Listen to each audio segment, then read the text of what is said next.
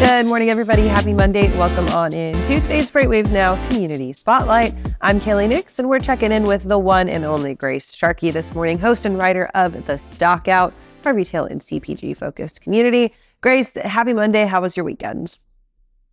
Good weekend. Finally celebrated my birthday this weekend with some family and friends. That was a good time, and dog sitting as well. So it's been a good one. How was your weekend? You know, we hit our first 2 80-degree days here in Chattanooga, and it felt like summertime. So it was ideal. Lots, yeah. Praise the Lord. We've made it through the dark ages. Love that.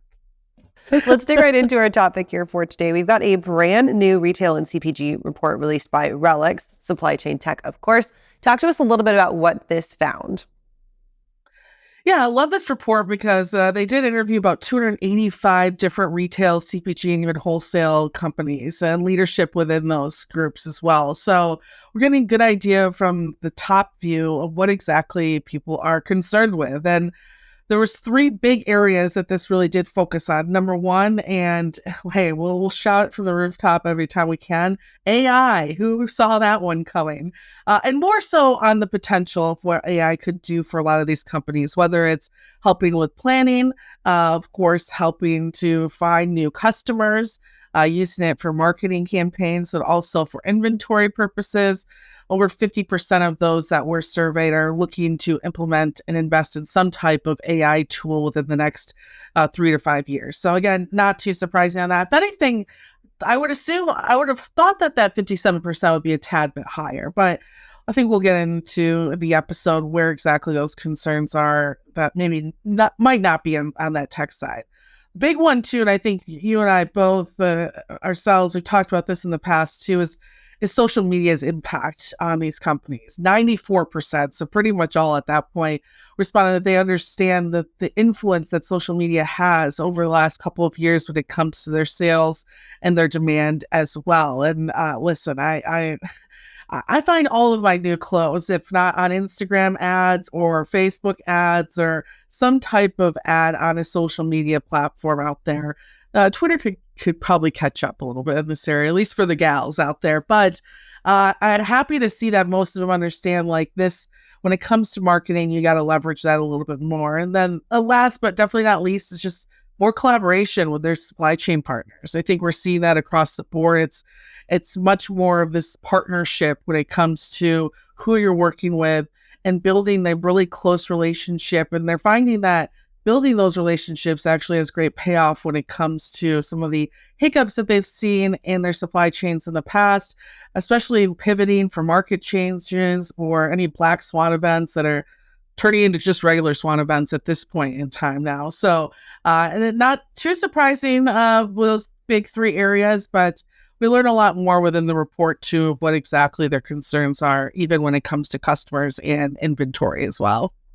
One of the big things that they talk about is, of course, e-commerce. And if the pandemic taught us one thing, it's that any new brand that launches has to have some component of e-commerce, even if it's just you have your item on a marketplace and that marketplace is doing all of your fulfillment for you. There needs to be some aspect of e-commerce, that whether that comes from marketing or online orders, fulfillment, what have you.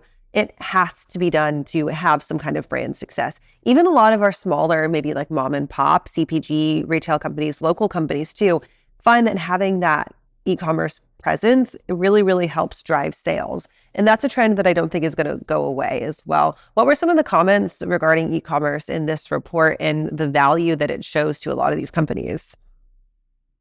Well, I think that a lot of them, especially throughout COVID, had to force themselves into the e-commerce world just to continue to exist. And those we saw some failed, and I'd say the majority of them stumbled their way through it, but today have some type of positive e-commerce offering. And what's interesting is they do get into like the direct to consumer perception within this study as well. And interesting enough, a good majority, about 28% of them said that when working with, of course, the last mile delivery companies and partners as well to strategize this, it's kind of a careful balancing act for them, right? They have to make sure they've got inventory and fulfillment centers in the perfect places in order to achieve that competitive 2-day delivery or at least I'd say under a week at this point, right? And because of it, they're seeing about 37% said they're not seeing too many big issues anymore with their direct-to-consumer initiatives. So again, I will say, though, 25% said they think it's still too early to tell about how well they're doing in that regards to the customer. But I think, right, the pandemic forced a lot of these groups into it. And now it's about, the step forwards. Now that we are, offering some type of e-commerce capability or service to our customers and having the ability, the omni-channel fulfillment, right, to be able to purchase and deliver in any aspect, whether it's in store, whether it's, through an advertisement, whether it's through their website, being able to fulfill those, I think, is their biggest concern, and the inventory scheduling and direction behind that too, which goes into, I think, that last point, which is, or even the first point too, using AI and also building good partnerships with your logistics partners in order to achieve that full omni-channel presence. I want to touch on the social media bullet point for just a little bit, because we can literally never stop talking about social media. It has inundated everybody's daily presence at this point. And I think this report, for a lot of brands, maybe they're, kind of like shaking their fists at the fact they're like, social media works, because that means that then they then have to rely on spending budget on marketing, and oftentimes on influencer marketing. And then you have influencers on the other side saying, haha, like we're here, we're valuable, you need us. But the way that influencer marketing, when it comes to retail CPG companies specifically, has changed a lot, really over the last kind of 6 to 9 months. And a lot of that has to do with public consumer perception of trust. Can you talk about how that is kind of this ever-evolving relationship, and how, if companies really want to remain successful in their social media strategy, but also in their marketing strategy, their influencer marketing in particular, they need to be evolving and understand, like, sorry, I'm going to call out Bloom Nutrition, Bloom Greens, like by name here. Like, sorry, Bloom, simply spanning your TikTok by sending every single person with 100 followers a Bloom kit and making them mix it no matter what the video, it doesn't work like that.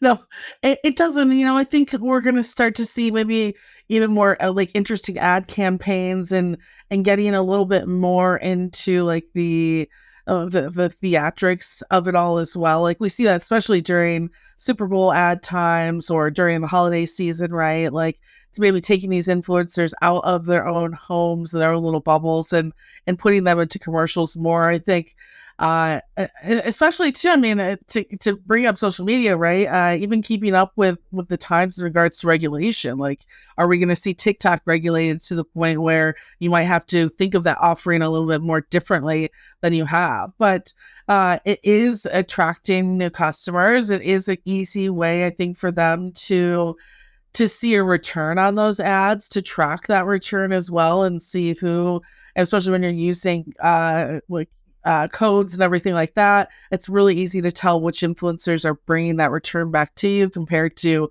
just a website and not really sure or tracking where, and the consumer is finding that website and moving forward from there. So, I think it's interesting. I think we'll see a little bit more of strategic relationships or partnerships, or almost like these sponsorships a little bit more, right? Like you see on YouTube videos or sponsor. I mean, even, that we have here at FreightWaves, the sponsorships with videos and a little bit more of like maybe grabbing that talent and focusing that talent. I'm also like very interested too with, of course, the NIL and how we're going to see even athletes, right? Like college athletes becoming used a little bit more. Look at Caitlin Clark, right? These last couple of weeks and the different campaigns she's been a part of. So I think it's going to be a little bit more interesting who we see on social media ads and who we see on advertisements in particular, because we're starting to almost like turn any aspect of being a celebrity, whether it's right, even down to a college or freshman in college, right, could be selling us the next big thing. So I think it's interesting. I'm excited just in the realm of the stock out and what we talk about here between you and I, seeing where this kind of takes off. A million different places for it to go. Hopefully it goes somewhere positive. Grace, thanks for joining us here this morning. As far as the stock out, where can people find that? Yeah, so head to freightwaves.com. At the top of the page, you'll see newsletters, and the stock out's at the top right underneath that too. So it's difficult to miss. Make sure you sign up for our newsletter, and actually with the first newsletter that you get as well, you'll get a nice code for our event. Hey, look at me using this time to also sell ads. So yes, you'll of course get a discount code for our event coming up in June, which is in Atlanta. It's going to be the perfect time to be in Atlanta as well. Very excited for this event and how this is going to turn out, the future of supply chain. So head to live.freightwaves.com to check out and learn more about that event as well. Hashtag ad on the bottom of that. Full disclosure, Grace does not make any profits from sharing this code with you, but we still want to see you in Atlanta anyways. Grace, thanks for joining us this morning. We'll talk to you next week. Thanks, Kaylee. Talk to you soon.